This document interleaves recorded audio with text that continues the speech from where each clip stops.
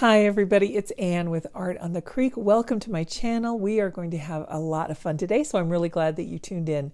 You know, sometimes you don't know which colors to use when you're painting with watercolor. Sometimes the color theory kind of confuses you. I have a really fun solution for us, and we're just going to throw color out the window and on the paper. We are going to paint a cat using rainbow colors. We're not going to think about what color the cat actually is. We're just going to use the colors right from the rainbow.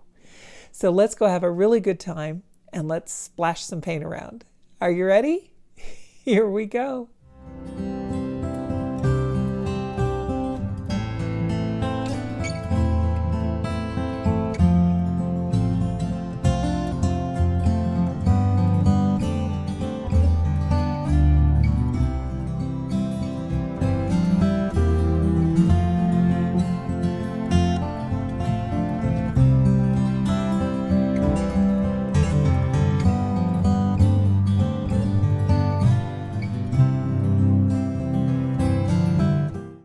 Here's the reference photo that I have for us today. You can choose any photo of a cat that you want, even your own cat, but I will link to this one in the description. The whole point of today's exercise is it doesn't matter what color the cat is because we are going to use some really vibrant, colorful paints.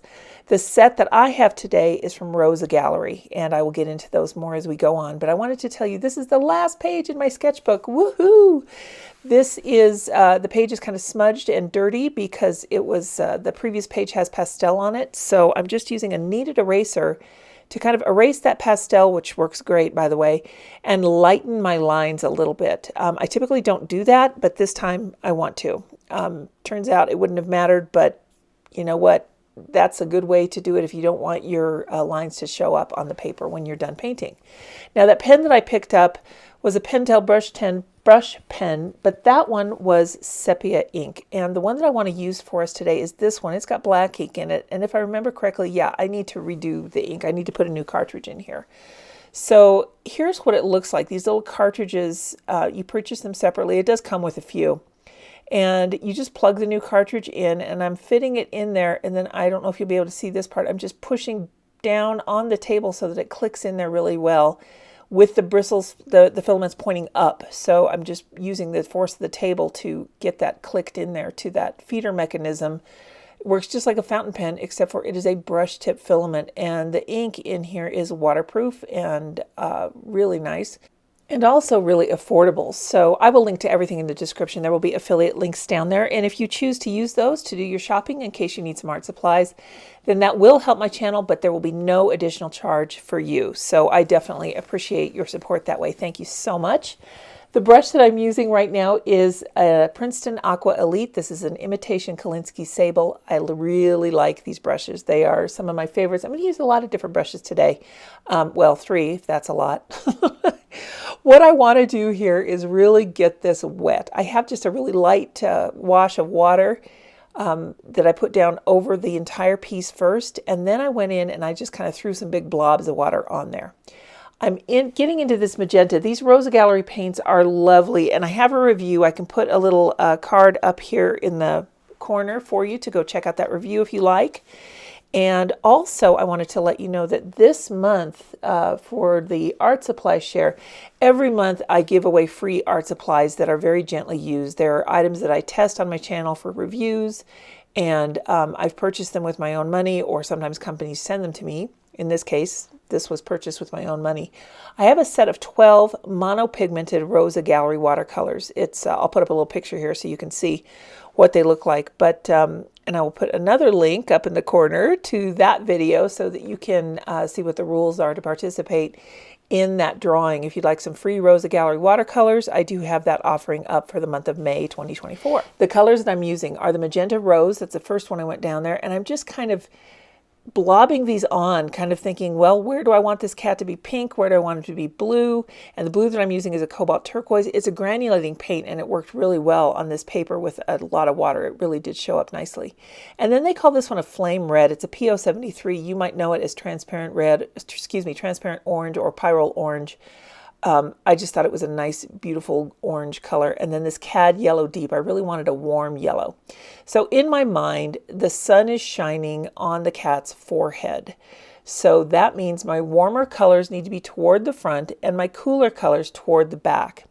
The only trick that you have to kind of remember if you're mixing colors like this is that you might want to avoid making mud. For instance, yellow and purple tend to make a brown or a gray, and that really wouldn't work too well in our piece here. Purple and orange, same thing. So you can see I intentionally mixed some purple there to kind of get that down on the animal's chest, and I'm really making sure that I've rinsed the brush thoroughly before I go into a new paint pan. Sometimes I miss because I have a tendency to really get involved in what I'm doing, but you'll forgive me. I really just wanted to keep the cool areas, so the purples, the blues, keep all of those color combinations where the cat would have a shadow. So that's why I have a reference photo here for us.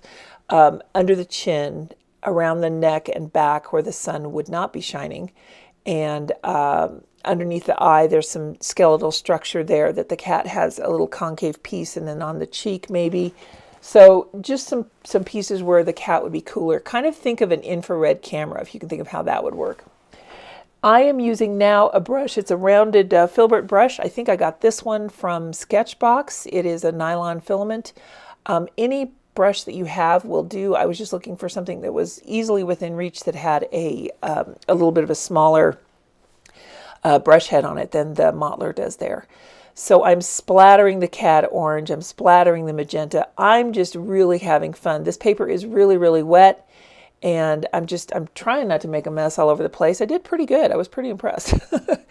But you can see I'm rinsing, and now I'm going to go into this cobalt blue, really sop up the paint, just get it nice and juicy, and then just throw it down. If you're not confident in your splatters, you can definitely practice some. Oh, I wanted to tell you too, by the way, I have taped off the edges of this because it doesn't really need a crisp white border, but I kind of wanted to protect the pages that are following this one in my book, because this is the last page in my journal. Yay! It always feels so good to complete a journal page. And I wanted to make sure that that paint wasn't going to roll over onto the page that's behind this one. So, and in fact, this is actually upside down in my journal because I wasn't paying attention when I opened it. But you know what? That is okay. We can just read our art books any direction we want to, can't we? So I'm also splashing here just some plain water. I'm really looking for energy and emotion. I'm trying to get all of the colors that I've used splattered around, and I really just want to make this wash a good base for me.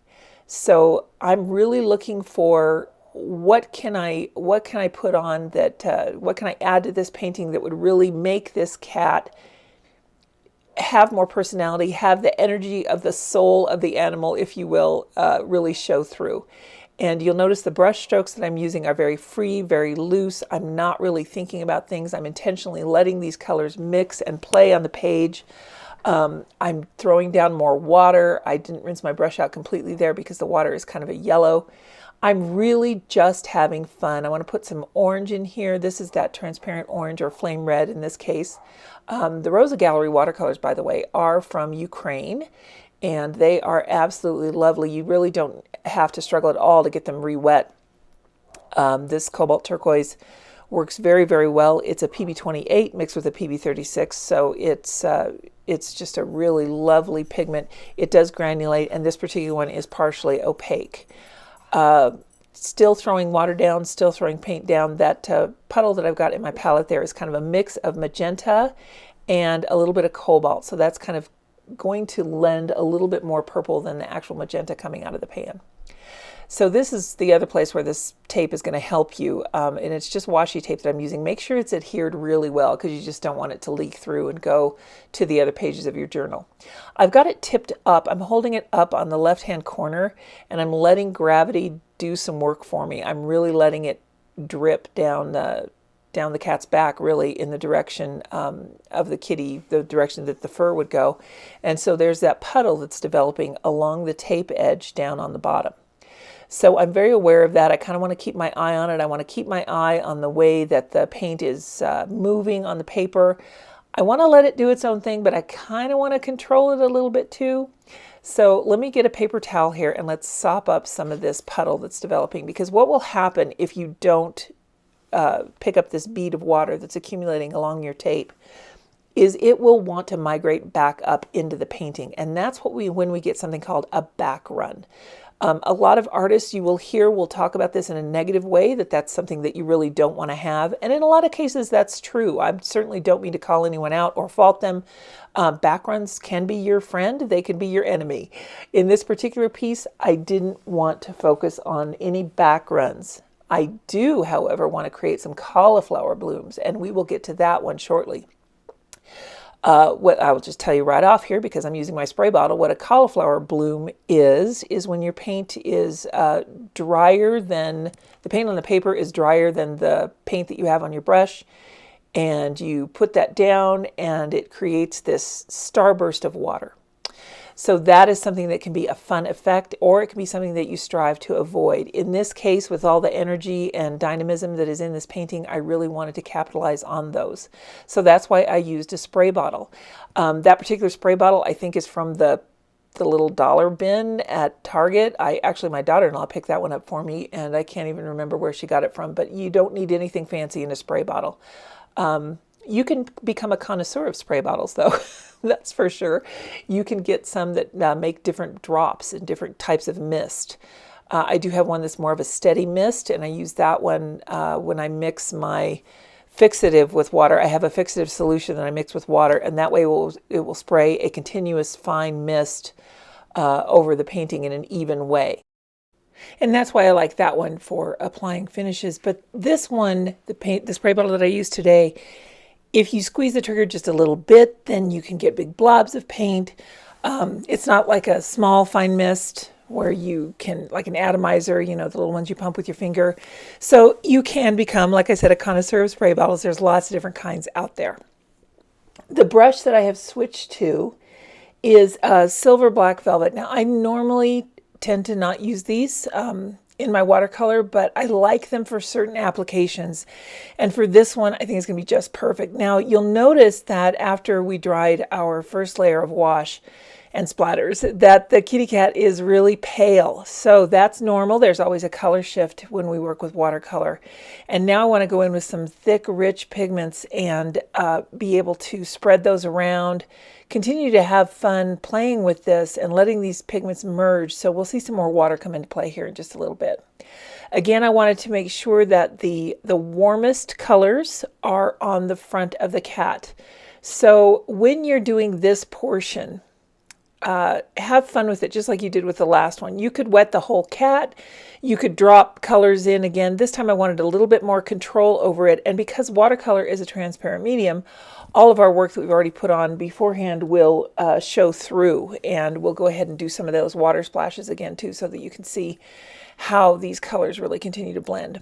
I went around the borders of the ears there and the forehead and bridge of his nose with a little bit of water just to kind of give that a softer edge. And then now I'm filling in that transparent orange for the nose. I didn't want to use the pink for the nose because I intentionally wanted this cat to be colors that he wasn't. Now I did go in at the end and add some colored pencil to that because I decided that I liked it better with a little bit of red. But gray cats, it's interesting. I was looking at several different pictures of them and some of them have yellow eyes, some of them have green eyes. I think I've even seen some with blue eyes. Their noses can all be different. So there's an awful lot of variation in cats. And the only one that I would suggest if you're going to use for a reference photo is maybe turn it to black and white. And find one that has interesting lighting where the shadows are more pronounced. And the reason for that is your colors have a different temperature. They have a different value. So if we were to look at our color wheel, for instance, in black and white, we would see different gradients of gray. We would see different tones going from light gray to dark gray. So let me show you a picture here real quick of the colors that we're using today. First, we'll look at them here in color. We've got the cad yellow, transparent orange, magenta, and cobalt, and now here they are in black and white. And you can see they definitely have different values.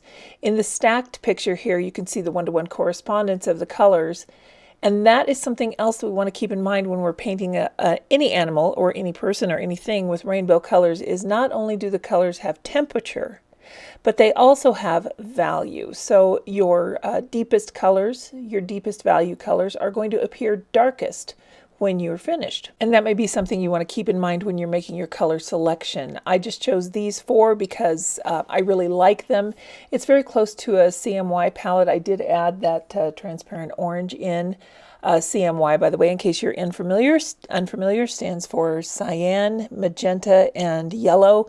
And those are the colors, the modern primary palette, or the colors that you'll find in your printer paper, your inkjet printers, and other kinds of printers too. But at any rate, the cooler colors in this case do have a little bit of a darker value. Now, going back to that black and white photo, if you want to zoom back there and take a look at it again, the darkest color we have is magenta, so that's going to be the deepest shade, and that one I will save for mixing with the cobalt to create a purple, which is going to be just a little bit lighter than the magenta because that cobalt is lighter.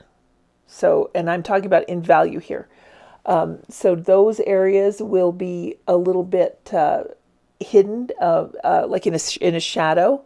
And then the areas that are going to stand out more are the brightest paints, which are, of course, the yellow. For sure, that was the brightest. And then the transparent orange and the cobalt turquoise, those really had pretty much the same value in that black and white photo. And you can use that as your medium tone. So we have our light tone, which is the yellow, our dark tone, our dark value, which is the magenta, and then our medium tones are the orange and the cobalt. So when you choose your colors, maybe consider that as well. If you take a black and white photo of your palette, find out which ones are lightest, which ones are darkest, and which ones are medium, and then that might help you make your color choice for your own rainbow splatter animal that you're making.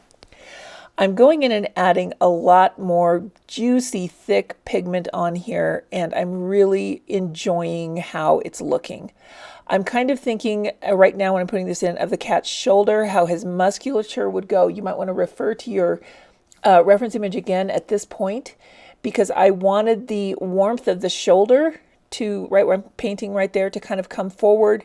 The warmth of the chest will come forward. The back would be cooler because it is in shadow, as would the areas on his neck and cheek, the back of his cheek there, where things are going to be hidden by the shape of his skull. Hidden from the light more, I mean.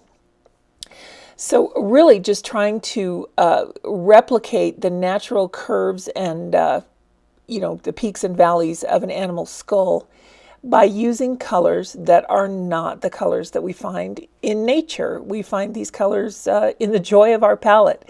And being able to transpose that to something that is quite natural and not at all of this palette can really be a lot of fun. Of course, I'm not the first one to do this at all. I don't mean to imply that. There's a million artists out there that have done these splatter, vivacious rainbow animals. And this one I thought would just be a really fun way to continue to use my Rosa palette, number one, because these paints are so richly pigmented. And I thought it would be a great way to finish off my sketchbook. So I'm putting in some more intense pigment, again, just going around the ears, really just trying to fill in this pigment with intense, vibrant colors. The pigment is really going to be swimming on the page here when we're done, and you'll see that. It's really a lot going on. I don't think I've ever used this much paint on a watercolor painting before, but I was having so much fun really letting these pigments just dance and play together. And you can see I got the orange right in the blue there, so now I've got to clean that up a little bit. But I'm going to mix it in with that magenta and create more of a purple. I was really trying to experiment with how these color mixes worked if I did get the orange where I didn't want it or get the blue where I didn't want it. How could I rebridge that without having to blot paint off? And it was easy, you guys. It was a lot of fun. This was just such a neat exercise in releasing art block. If that's something that you've had recently and you've been trying to find a way to get away from that feeling of not knowing what to paint or being stumped by whatever it is you're working on, Set yourself free. Try something like this. Try some splatter art. And in fact, I thought, well, now it's time to do some more splatters because I've kind of got all of the colors where I want them.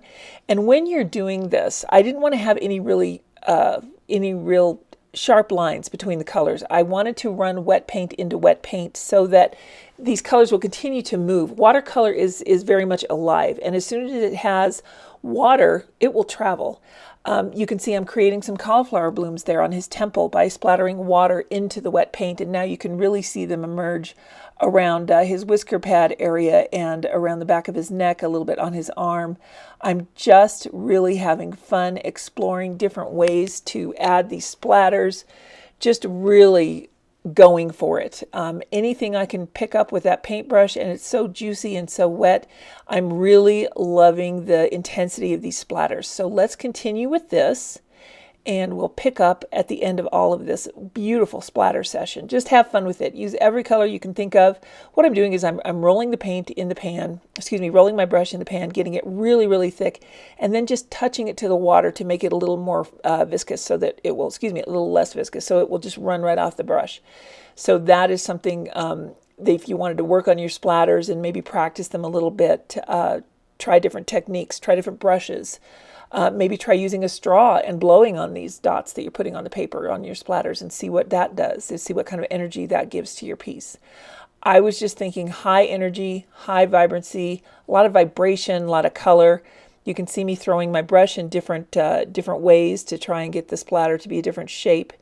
And with the cobalt here, it really ended up being a lot of fun too. With this one, what I wanted to do was to change the direction of my hand. I was kind of noticing that all these splatters were going in the same direction. So at some point here, I will turn my hand a different direction and try and get these splatters to have a different shape. And I really like it because they kind of ended up with a little hook, a little U shape in them. So I will go to the end of the splatters here, and let's just see where all this juicy, messy painting is going to end up.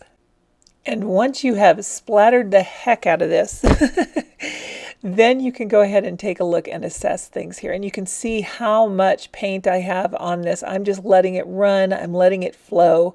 I'm letting the paint do what it wants to do.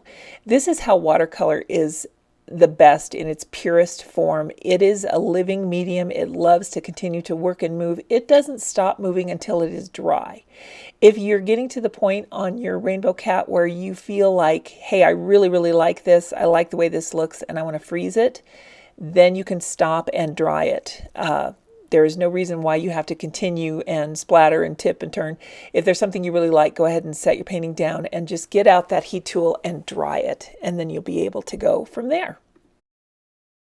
Now that we've got that all dry and ready to go, let's take a look at this beautiful pen. They come in a few different case styles, I guess, and this is the one that I liked. I think it's called Camellia. Not entirely sure if I remember, but at any rate, I'll put a link to everything like I said. As you can see, it does have a brush tip, a real brush tip, and it uses ink on the inside. You just buy little cartridges.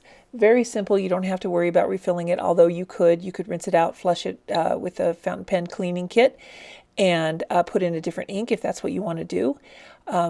I would not use a glitter ink in these. I would go ahead and just use regular smooth ink. So what I'm doing is I'm testing it here to make sure I've got even flow on just a sheet of scratch paper, but you can really see how dynamic these lines can be. You can fill in solid areas, you can have different widths of lines, you can do sketchy marks, which is what I'm going to be doing predominantly on our cat here, and you can kind of even literally sketch with it if you just wanted to draw something. I'm just kind of playing here, making a little shape. And now let me dry this because I want to remind myself, I want to be double sure, double, quadruple sure, I guess that is, if to make sure that this is definitely waterproof. And a good way to test this is just to spray it with a water bottle and smudge it around, and we don't have any movement at all. I'm very excited about that. I also like the color of black that this is. It's a good, rich, opaque black. So let's take a look at our cat here. Let's see what we can get into. I really want to start with the ear, I think, and I just am going to go around and make little fur-like marks all the way around the cat. And I'm going to go ahead and speed the remainder of this portion up just in the interest of time here, but I'll continue to talk about what I'm doing. This pen is a lot like sketching. It's very much softer than a fountain pen. However, you have a lot of freedom with your line, especially around the eye there. Can you see how I made the top line around the eye wider? I just did that by pressing a little bit harder. You might want to practice a little bit if you've never used a pen like this. You might want to work on a piece of scratch paper just to kind of see how to play with these lines so that you know what you're getting into. One of the things that I like to do when I've got a real interesting piece like this that has a lot of different colors in it and different shapes from cauliflower blooms is to place these kinds of lines in areas where the color either changes or the pattern changes, because that kind of naturally enhances not only my watercolor work, but it gives me the gateway, I guess, the pathway to where I will need very little lines. I wanted to put in as few lines as possible. And now let's get out some colored pencil. I think it's time to put some colored pencil in the eye. So back down to normal speed here. Let's work on this eye. I like the brightness of it now, but it looks really stark and off-putting that it's white. So let's reach for a colored pencil here. I'm going to start with yellow because we want to have these colors show through, and we want our cat's eye to really be kind of glowing as much as possible. And our colored pencil is going to be not quite as translucent as our watercolor is, so I don't want to bog this down with too many heavy layers. But I'm using some pretty significant pressure here, probably medium to hard pressure, to go ahead and fill in this yellow area of the iris first. Now I'm going to come in over that and just do the bottom of the eye. I want to give it some weight. And in this case, I'm using a forest green Holbein. The first one was a Caran d'Ache Pablo, and now this is a Holbein, and it's in a forest green. You can see that cool green that's at the bottom of the rim of the pupil there. And now I want to pick up some of the cobalt turquoise that we have, so I'm going in around this with a light aqua, going over the yellow a little bit, but not quite with as much pressure, and really trying to blend that green in to kind of bring it up into the upper levels of the eye. And then we'll do the same thing with this aquamarine, kind of bridging all of it together, using this a bit as a blender pencil and adding a little bit on the corners of the eyes. Now I need to recede that a little bit, so I'm going in with a Lyra red pencil. This is the, what kind of red is this? Dark carmine. And I'm just kind of accentuating that in the corners, which of course it will mix with the blue and make kind of a purple, helping to make the eye stand out and the tissues around the eye kind of recede. And now for the highlight. I like to go in and do my highlights with a pale blue rather than a white. So this is the cloud blue. These are Prismacolors, the cloud blue and the aquamarine and the light aqua. Those were all Prismacolors. Just kind of going in and doing a little bit more blending, maybe put some color on the other eye. And then I think we're good for now. Now, because our Prismacolors and all colored pencils are a wax or oil medium, we need to punch up that ink a little bit in the eye. So I'm going to pull out my ink brush pen again and just kind of redefine some of these areas that I really want to stand out and kind of really be laying on top. In case I got some colored pencil on top of the ink that I already put down, I wanted to make sure that I had everything really defined the way I wanted it to. And my touch with this brush pen at this point is very gingerly. I'm really being incredibly delicate, and I'm going to go around and put some definition in the iris of the eye here, really barely putting any lines down. I just wanted to give that just a touch of definition. And you can see I've picked up the paper so that I can kind of see what I'm doing a little bit better, just to make sure that I've got everything just the way I want it. Got the whiskers on there, and now I'm looking at that nose, and here's where I think I decided to go ahead and add a little bit to the nose. This is something to watch out for as an artist, and those of you who've been painting or drawing for a while, you'll know that this is true. But once you finish one area, chances are there will be an adjacent area that really needs some more attention, and especially with facial features. And I really liked the intensity of the eye. And notice how when I put in the, I think I used the aquamarine first to create the shadow, and then I went over with that deep carmine in the Lyra colored pencil. And now I'm doing the same thing. I'm just redefining where the colored pencil went over the ink. But notice how that brought the nose to the same plane as the eyes. It really brought it away from the cat's body and into our view more. Those are key points in the details that I wanted to make sure stood out. And by focusing on only those areas with the colored pencil, we can really let the crazy nature of the paint and the way we applied it really stand out in this piece. But yet the nose and the eyes will still be wonderfully defined and very inviting. Now it's time for the great reveal. Let's use that heat tool to help pull off that washi tape. Even though I'm using very well-sized 100% cotton watercolor paper and very gentle tape, I really recommend using a heat tool to help you remove it all the time. Try to get in the habit of always using some kind of heat source to help you remove your washi tape, because I have torn watercolor paper with washi tape that I thought was very low tack, and in fact it was low tack. But if you don't use a heat tool to release that adhesive, sometimes it just really wants to hang on there. So that's why I go around with a heat tool, just holding it ahead of where I'm pulling, and I try to pull away from the center of my painting. Oh my goodness, I'm really happy with the way this turned out, you guys. Let me just find my kneaded eraser here and I'll clean up the edges, and then we'll take a good look at our cat. Well, here it is, the finished piece, and I hope you guys painted along today. I hope that you are willing to open your vision and use rainbow colors to paint something that doesn't occur in rainbow colors, whether it's your pet or an animal from Unsplash or Pixabay, or this one that we did here today. I hope you guys are all having a wonderful time, and remember, if you're in love with these Rosa Gallery watercolors as much as I am, check out becoming a member in the description below, because that is the prize for the drawing this month, is a set of 12 gently used monopigment Rosa Gallery watercolors in the full pans. Okay, you guys have a great week, and we will see you next time. Take care, everybody. Bye now.